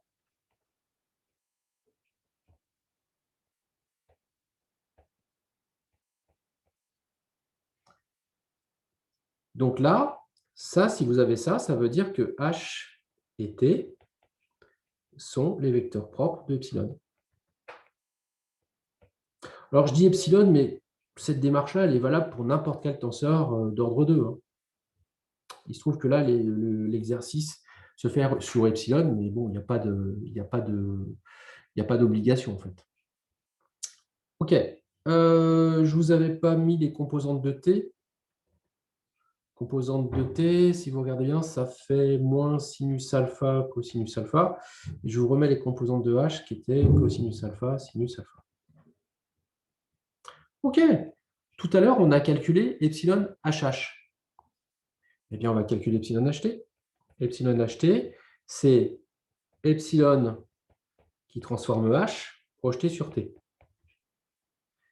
Or, tout à l'heure, on a calculé epsilon H déjà, et on avait trouvé que ça valait epsilon 1,1 cosinus alpha plus epsilon 1,2 sinus carré alpha, epsilon 1,2 cosinus alpha plus epsilon 2,2 sinus alpha. Pourquoi sinus carré? Non, non. J'ai mis n'importe quoi là, excusez-moi. Hop là. Voilà, c'est ce qu'on avait trouvé tout à l'heure, ça. Hein. Donc ça, c'était epsilon qui transforme H. Or, T, je vous l'ai donné, c'est moins sinus alpha cosinus alpha. Donc on prend la définition et on trouve que epsilon HT. Alors il faut faire un petit peu de calcul là, mais ça va assez vite. C'est epsilon 1,1 cosinus alpha sinus alpha moins epsilon 1,2 sinus carré alpha plus epsilon 1,2 cosinus carré alpha plus epsilon 2,2 cosinus alpha sinus alpha. Là, vous reconnaissez des choses qui peuvent s'apparenter à des cosinus 2 alpha et des sinus 2 alpha.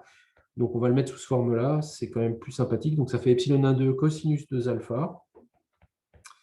Et ensuite, plus 1,5 de epsilon 2,2 moins epsilon 1,1 cosinus alpha, non, pardon, ça c'est l'autre, fois sinus 2 alpha. Donc là, c'est juste la relation trigonométrique qui nous donne ça. Donc ça, c'est epsilon ht.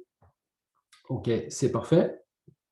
Une fois que vous avez ça, eh bien, on va chercher une valeur particulière de alpha, que j'appelle alpha S, telle que epsilon ht égale 0.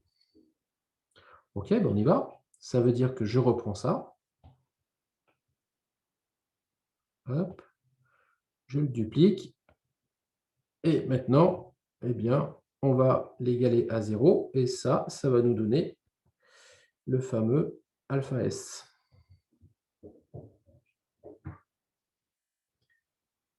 OK, on élimine tout pour obtenir que alpha S. Et à la fin, vous obtenez que alpha S, dans ce cas-là, c'est 1,5 de l'arc tangente de 2 fois epsilon 1,2 divisé par epsilon 1,1 moins epsilon 2,2. Et c'est fini. Monsieur, Oui? avec la première méthode, on n'a pas accès à l'angle. Non, la première méthode, c'est ce que j'ai dit tout à l'heure. Si je te remontre, regarde bien. J'ai dit, voilà, là, on a déterminé les valeurs propres. Mais si on avait voulu avoir les vecteurs propres, il fallait résoudre ça. Mais on ne l'a pas fait. OK. Mais par exemple, si on a les vecteurs propres, est-ce qu'on peut tracer le cercle de mort et calculer l'angle et avec ça, et trigonométrie, obtenir l'angle, par exemple. Le cercle de mort, en fait, tu n'as pas besoin des vecteurs propres, tu n'as besoin que des valeurs propres pour le tracer. Mais à la fin, c'est pareil. Ce sont deux méthodes pour obtenir la même chose. Si tu es en 2D, tu peux utiliser le cercle de mort pour trouver graphiquement les valeurs propres. Oui, tout à fait. Mais ça ne te donnera pas forcément… Enfin, si, ça donnera aussi les vecteurs propres. En réalité, ça va donner l'angle entre E1 et E2, c'est-à-dire ce qu'on est en train de chercher là. Ça va te donner cet angle-là, le cercle de mort. Bon, je crois qu'il y a des TD sur le cercle de mort et le tricercle, mais on les fera plutôt appliquer au tenseur des contraintes, histoire de ne pas tout faire en même temps. OK. OK? Oui. Donc, pour l'instant, on va se contenter déjà de ces deux méthodes-là pour trouver les vecteurs propres. Donc, ça, c'est une autre méthode qui permet de trouver les vecteurs propres. Donc, du coup, une fois que vous avez fait ça, votre premier vecteur propre, P1, eh bien, c'est ni plus ni moins que cosinus alpha S, sinus alpha S. Et vous avez aussi l'autre, hein, bien sûr, parce que P2, vous le connaissez aussi automatiquement, parce que c'est cosinus alpha S plus pi sur 2 et sinus de alpha S plus pi sur 2. Alors, tout à l'heure, je ne sais pas si vous vous souvenez, mais on avait calculé epsilon HH. Je vais le chercher, hein. Je ne sais plus où il est. Il était là. C'était lui là. Donc, je vais le récupérer. Il est là. Hop. Hop. Dupliquer. Alors là, par contre, ça va être dur. Ah! Quelle horreur. Oui, ça va être un peu plus dur là. Je n'aurais pas dû m'embarquer dans cette histoire-là. On va plutôt faire un copier-coller, ce sera plus simple là, cette fois. Hop là. Copier. On descend tout en bas. Hop. Et on fait coller. OK. Donc ça, c'était epsilon HH. Je reviens un petit peu des trucs là.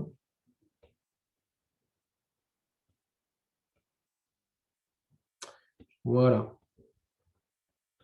C'est pour éviter d'avoir le recopier. Si maintenant, en fait, je remplace le alpha que j'ai là par alpha S, qu'est-ce que je vais obtenir?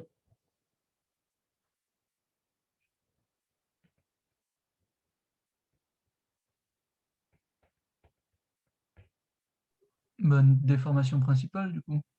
Eh ben, on va obtenir epsilon grand A. Donc, ce que vous avez trouvé là, vous l'injectez là-dedans et vous retrouvez epsilon grand A.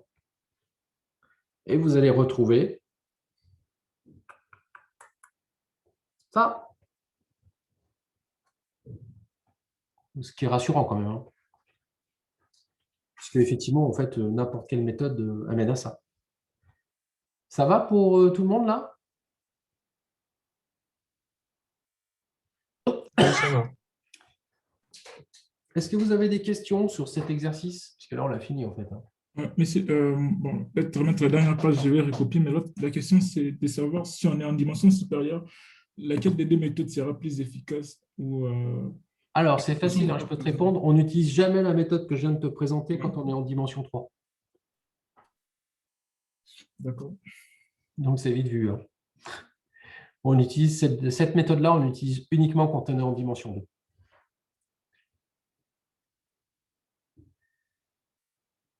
Et c'est une bonne question. Alors, il n'y a pas d'exercice, on ne vous le fait pas faire en général, on vous fait rarement trouver des valeurs propres d'un tenseur d'ordre 2 complet. C'est très, très rare. En général, on va plutôt vous donner des tenseurs qui ont cette tête-là. Le tenseur le plus générique qu'on va vous donner, c'est un truc comme ça. Il va y avoir, par exemple, ça, ça, ça. Et puis là, on va avoir A 2, 2 qui va être donné, A 2, 3 qui va être donné, A 2, 3 et A 3, 3. Alors, en fait, l'idée, c'est qu'à chaque fois, on va vous faire apparaître ici des doublets de 0 qui vont s'intercroiser sur une cellule. Et en réalité, ça veut dire quoi? Ça veut dire qu'ici, typiquement, il n'y a pas besoin de faire de calcul. A1, c'est une valeur propre. Et E1, c'est une direction principale. ou propre, c'est pareil. C'est immédiat. Alors, des fois, on fait des petites variantes hein, pour s'amuser. Hein. On est des grands joueurs. Hein. Des fois, on va vous faire ça, quoi. Voilà. Et puis là, on va vous mettre des valeurs, des valeurs, des valeurs, des valeurs.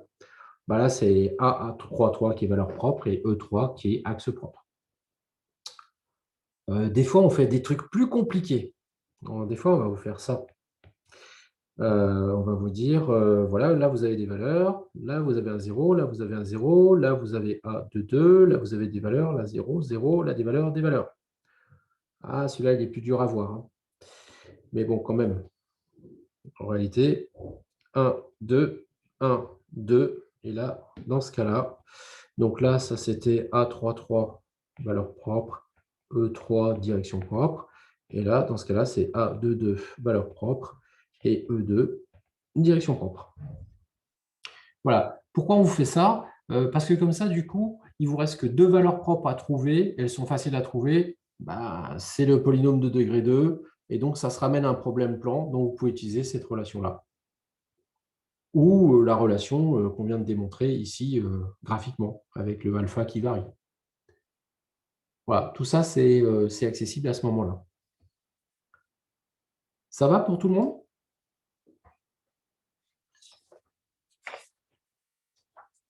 Est-ce que vous avez d'autres questions sur les TD? Puisque là, j'ai fini du coup ce qu'on devait faire en TD. Monsieur, ça que vous venez de faire avec les tenseurs, quelle est la démonstration ou c'est trop long? La démonstration S'il y a des zéros là, et au milieu, il y a par exemple un 2, 2. La démonstration, c'est toujours la même chose. Regarde, je te fais le premier, par exemple. On va faire celui-là. Là. Regarde.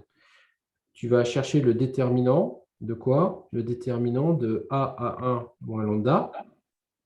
0, 0, 0, 0. Là, tu vas avoir A de 2 moins lambda. Là, tu vas avoir 1, 2, 3, A, 2, 3 et A, 3, 3 moins lambda.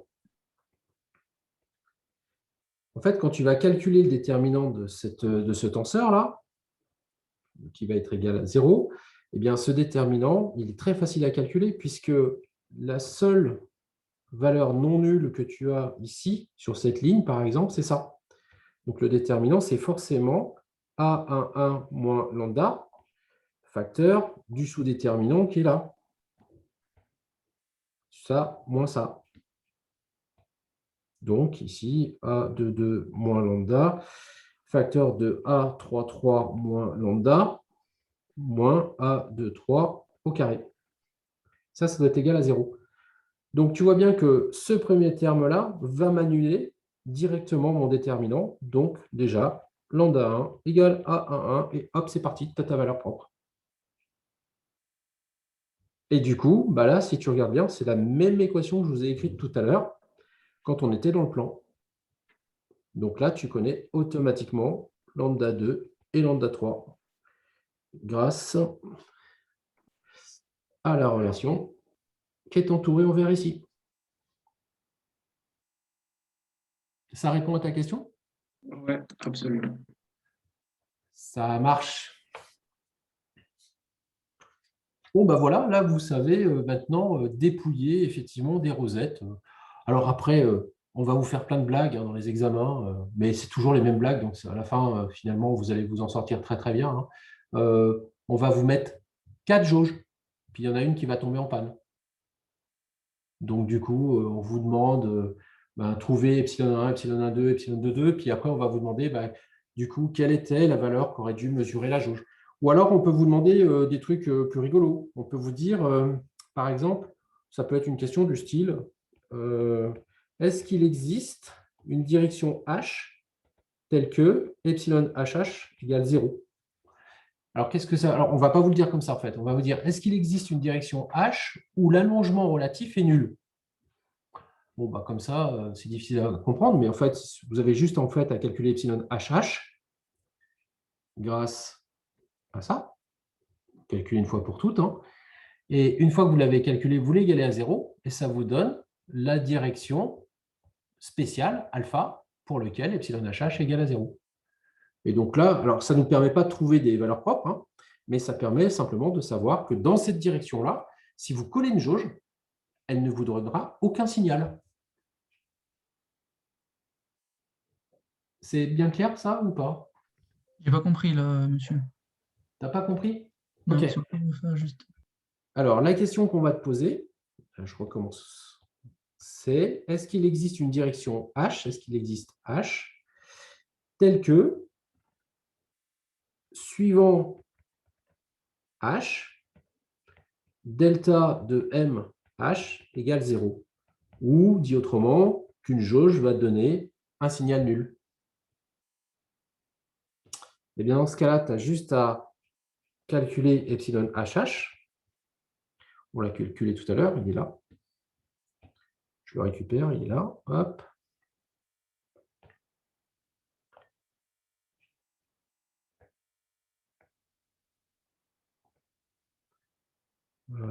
Hop. Voilà, il vaut ça.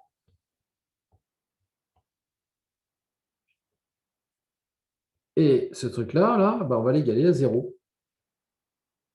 Tu connais epsilon 1, tu connais epsilon 2, tu connais epsilon 1, 2. Bah, du coup, tu vas trouver le alpha i là.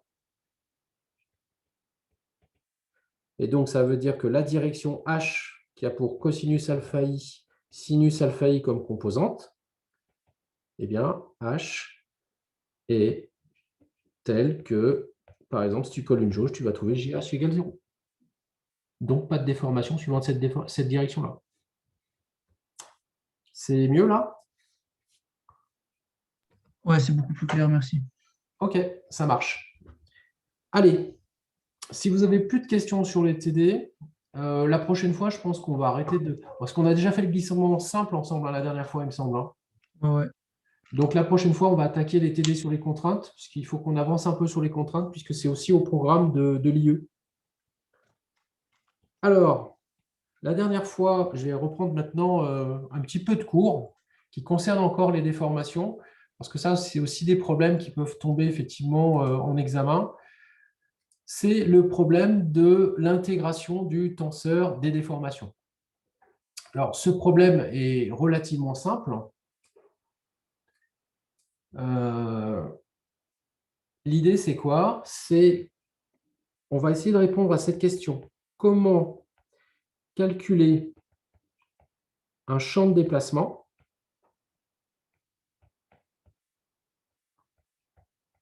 U? Alors, en un point du solide,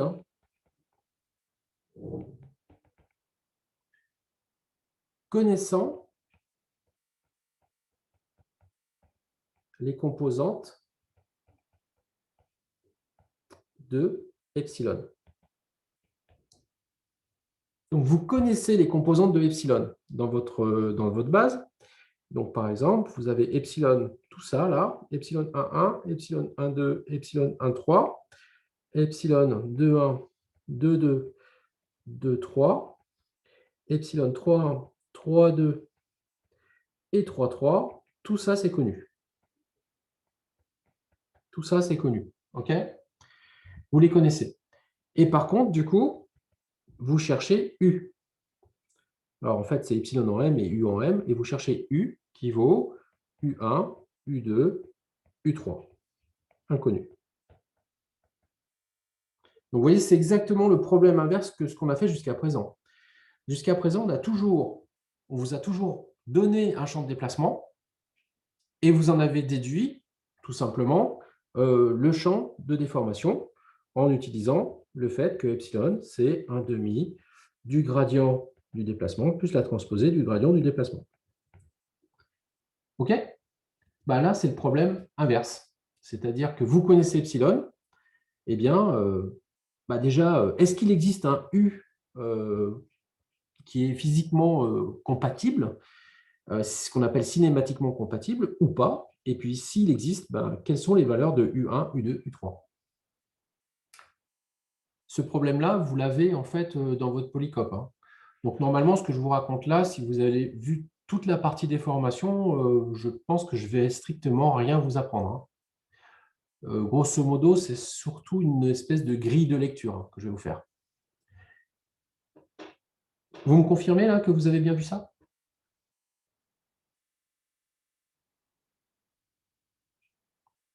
Et vous me faites peur là, s'il n'y a personne qui me dit oui, hein. Puisque vous n'avez pas d'amphi, donc vous êtes supposé lire en fait le poly. Quelqu'un peut-il s'exprimer? Bah, si vous voulez, je vous crois, mais j'ai lu le poli et non, je ne saurais pas faire. Alors attends, peut-être que tu as vu dans le poly quelque chose qui s'appelle équation de compatibilité. Ça te dit quelque chose, ça ou pas? Oui, oui, ça oui. Ça, oui? Ouais, ça, ouais. Ouais. Eh bien, Je sais vous pas voyez, si- c'est l'avantage de ce que je suis en train de vous faire là par rapport au poly, c'est que je vous pose la question et je ne vous donne pas directement ce que c'est que les équations de compatibilité. Et là, on va y arriver justement. Mais au moins, vous savez en fait à quelle question ça répond, les équations de compatibilité. Vous voyez l'idée? Donc, c'est tout bête, hein. C'est on part d'un champ de déformation et on veut trouver le champ de déplacement associé. Donc, on a epsilon qui est connu et on cherche U. Voilà. OK. Alors, pour pouvoir faire ça, il ne faut pas oublier qu'on a un autre petit gars qui s'appelle W, là, qui vaut 1/2 du gradient de U moins pardon, la transposée du gradient de U. C'est le tenseur de rotation infinitésimal. Tenseur de rotation infinitésimal. Voilà. Donc lui, en fait, ben, il est aussi inconnu. Hein. Ce n'est pas parce que je connais epsilon que je le connais, lui. Donc, en fait, pour trouver le d petit u qui est là, on va reprendre au premier ordre ce que je vous avais déjà écrit, c'est que d de petit u, c'est epsilon plus w fois d de grand x. Et donc, on va chercher, en premier lieu, les composantes de w. Alors, pour les chercher, on va faire quelque chose d'un peu bizarre. On va commencer par les dériver, ces composantes, par rapport à xk. Et donc là, on va obtenir 1/2 de d de u sur d de xk, d de xj, moins d de uj, pardon, c'était d de ui, là, j'ai oublié le i, d de uj sur d de xk, d de xi. Donc, je reprends finalement que la définition qui était juste là, et je dérive par rapport à xk. C'est tout ce que je fais. Alors après, là, on va faire une petite astuce mathématique très sympathique. On va faire apparaître un nouveau terme. Regardez bien, celui-ci, bah, il était déjà au-dessus, là. Je le recopie. Hein. Mais là, je vais faire apparaître un terme d de uk par rapport à d de xi, d de xj. Et je vais le refaire disparaître en soustrayant le même terme.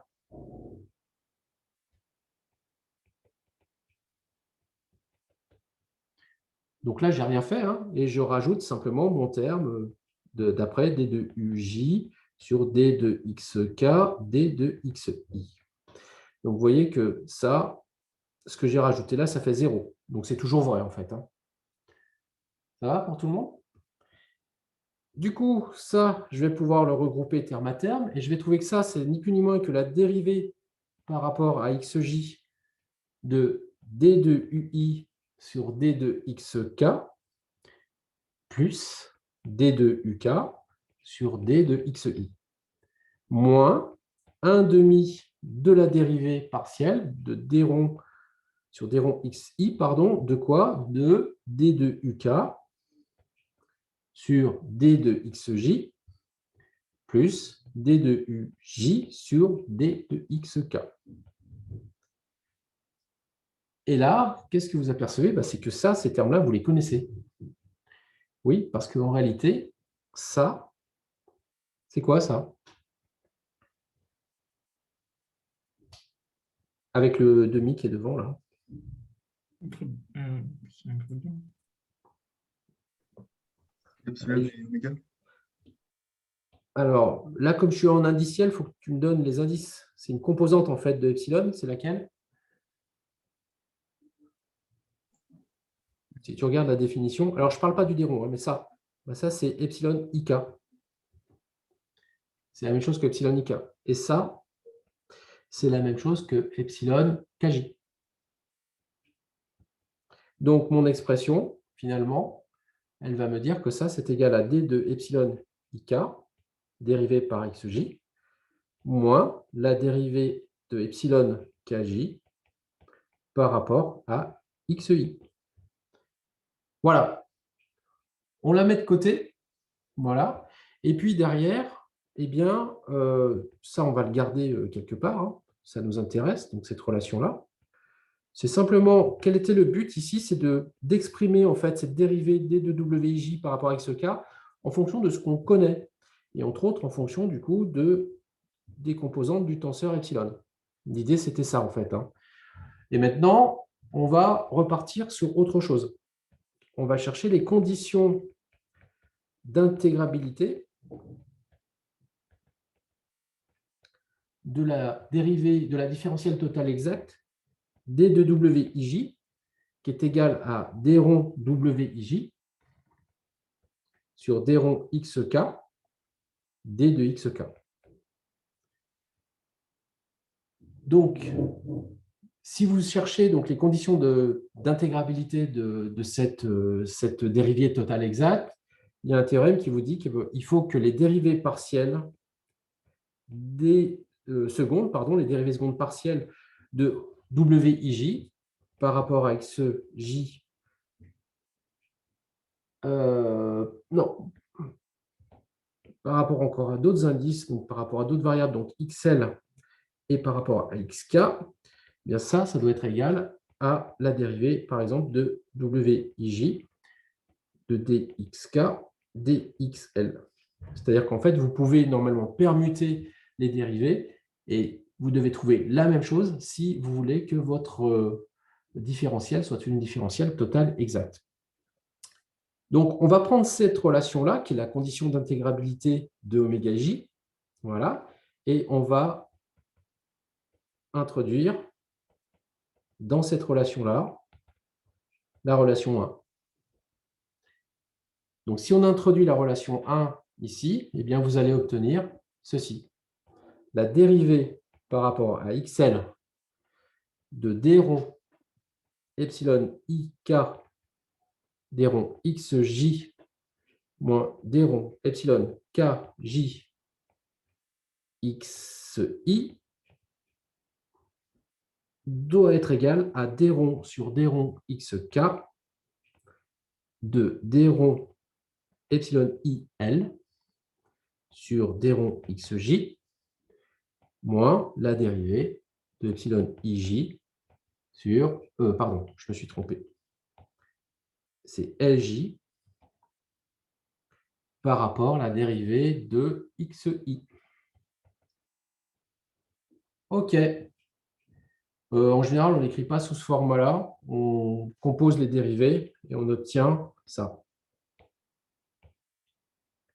On obtient des ronds secondes. Donc, la dérivée seconde de epsilon ik par rapport à xl d de xj moins d de epsilon kj sur d de xl d de xi doit être égal à d de il, epsilon il sur d de xk d de xj moins la dérivée seconde de epsilon lj par rapport à xk d de xi. Et ça, c'est l'équivalent de, parce que vous avez en fait ijk qui varie de 1 à 3, donc ça vous donne en réalité 81 équations. Alors, ces 81 équations, on peut les écrire sous forme intrinsèque, et là, ça devient très, très intéressant. En fait, elles sont totalement équivalentes au rotationnel, qui va être un tenseur d'ordre 2, de la transposée du rotationnel de epsilon. Et si vous l'égalez à 0, c'est-à-dire au tenseur d'ordre de nul, eh bien, c'est totalement équivalent à ça. Vous allez retrouver ça, en fait. Voilà. OK. Donc, en fait, sur ces 81 équations, en réalité, il y a beaucoup d'équations qui sont identiques à cause des dérivées partielles et surtout à cause du fait que epsilon est un tenseur symétrique. Donc, finalement, sur ces 81 équations, il y en a 6 qui sont indépendantes. Et ces 6 équations que vous avez dans votre polycom, je ne vais même pas les réécrire, hein, sont les équations de compatibilité.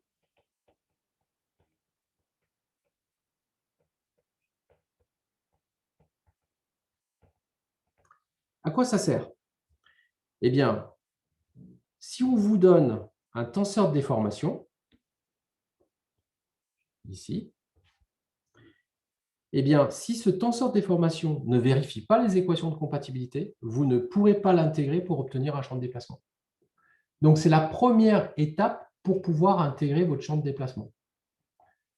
Tant que ça, ce n'est pas vérifié, vous ne pouvez pas l'intégrer, donc vous ne pourrez pas trouver de champ de déplacement.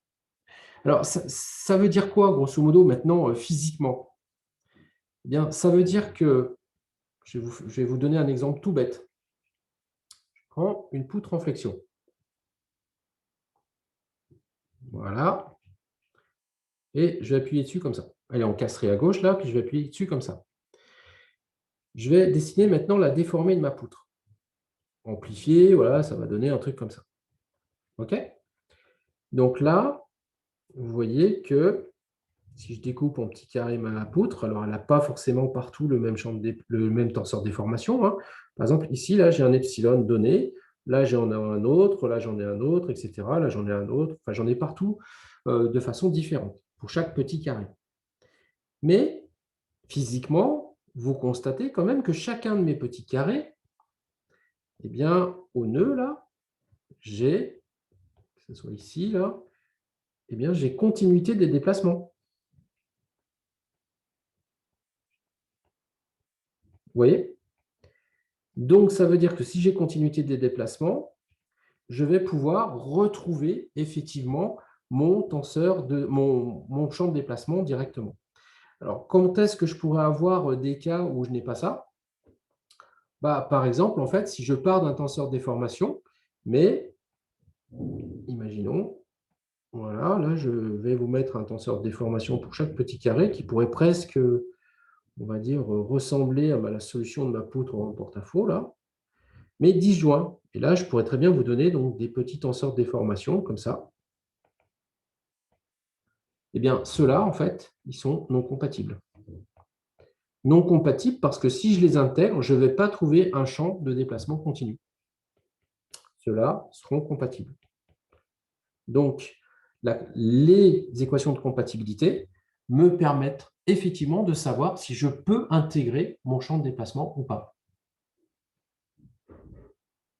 Alors là, je ne vous ai pas donné la méthode de comment ça marche, mais vu que c'est 47, je crois que je vais m'arrêter. Et éventuellement, ceux qui sont intéressés, vous pouvez venir en soutien. Je ferai des exos supplémentaires sur justement comment est-ce qu'on fait pour retrouver, par exemple, les champs de déplacement en fonction d'un tenseur de déformation donné. Et donc, la première chose qu'on va faire, c'est utiliser les équations de compatibilité pour être sûr qu'on puisse intégrer nos équations. Juste, monsieur, ce que je ne comprends pas, c'est que du Oui. coup, quand on ne peut pas intégrer parce que du coup, on n'aurait pas un champ de déplacement continu, concrètement, ça veut dire quoi? C'est qu'on, même si on a des déformations, on sera incapable de remonter, quoi qu'il arrive, au champ de déplacement? Ah non, non, c'est pas ça. Tu vois, là, je suis capable de remonter un champ de déplacement avec ces trucs-là qui sont non compatibles. Mais en fait, ma matière, elle est discontinue. Ah, donc il faut le faire pour chaque petit carré. Ouais, c'est ça. Oh, En ok, fait, ok. ma matière est discontinue et donc je ne suis plus en train de faire des équations sur un milieu continu. En fait, je suis en train de modéliser un truc qui explose dans tous les sens. Et ça, ce n'est pas l'objet de la mécanique des milieux continus.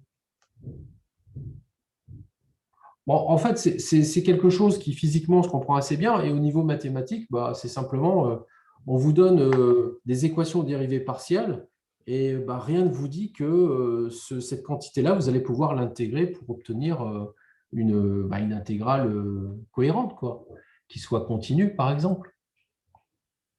Et bien, ça, c'est assuré uniquement par les équations de compatibilité. OK, je vous remercie et on se retrouve la prochaine fois en présentiel. Merci. Merci, au revoir.